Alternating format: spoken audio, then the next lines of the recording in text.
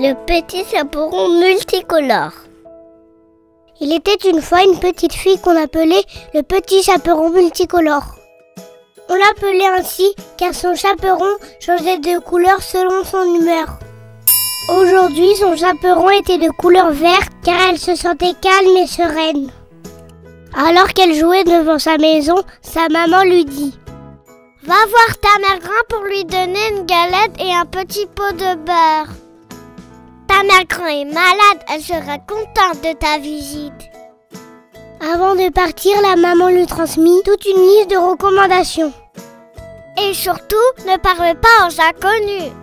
Bien sûr, maman, je serai prudente comme d'habitude. Le petit chaperon multicolore partit dans la forêt. Les paroles de sa mère résonnaient dans sa tête. Ne cours pas pour ne pas tomber. Si tu as peur, grimpe dans un arbre pour te casser. Regarde bien s'il y a des voitures avant de traverser la route. Ne traîne pas sur le chemin.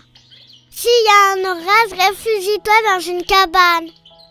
Et surtout, ne parle pas aux inconnus. Tout d'un coup, elle rencontra un loup. Si tu veux, je peux me promener avec toi. Le petit chaperon multicolore décida de l'ignorer, car elle avait promis à sa maman de ne pas parler aux inconnus. Alors le loup insista. Pourquoi tu me réponds pas? Je vais pas te faire de mal. Allez, viens, allons cueillir des fleurs. Tu préfères dessiner? Jouer à cache-cache, à feu de mouton?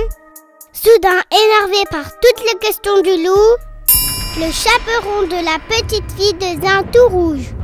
Arrête, stop! J'en ai marre que tu parles et que tu parles. Laisse-moi tranquille. Elle tapa du pied, arracha de l'herbe, jeta la galette par terre. Elle partit en pleurant. Maintenant, son chaperon était tout bleu. En effet, elle était triste de s'être énervée contre le loup sans raison. Peut-être à cause de la fatigue. Elle pleura beaucoup. Puis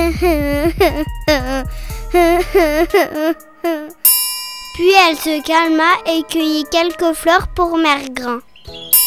Au fond de la forêt, elle aperçut enfin la maison de Mère Grand. Elle fut soulagée.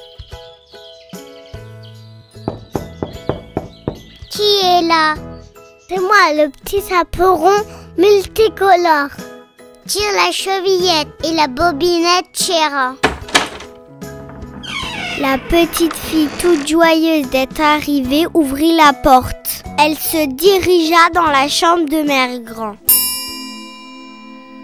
Elle regarda Mère Grand d'un peu plus près et eut un peu peur. Elle la trouva bizarre. Mère Grand, que tu as des grandes jambes. C'est pour mieux courir, mon enfant. Que tu as des grands bras. C'est pour mieux jouer à saut de mouton, mon enfant. Que tu as des grandes oreilles. C'est pour mieux écouter tes belles chansons, mon enfant. Que tu as des grandes dents. C'est pour mieux rigoler, mon enfant. Le loup sauta sur la petite fille et cria: « Oh, surprise! C'est encore moi !»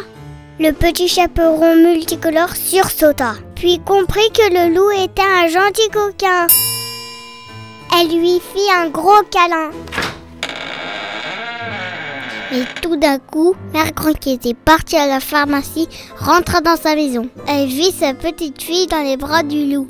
« Attention, le loup est dangereux !» Le petit chaperon multicolore n'eut pas le temps de répondre. Mère Grand prit le panier et assomma le loup. Mais non, le loup est gentil. Qu'as-tu fait à mon nouveau copain?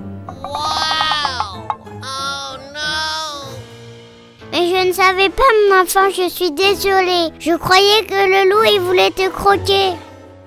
Le petit chaperon multicolore se sentit tout barbouillé, car ses émotions étaient sans dessus-dessous, toutes mélangées. Elle se sentait triste et inquiète pour le loup qui était blessé, mais aussi en colère contre Mère Grand. Pour se calmer, elle sentit qu'elle avait besoin de pleurer. Finalement, elle se réconcilia avec Mère Grand. Et tous ensemble, ils chantèrent leur chanson préférée. Promenons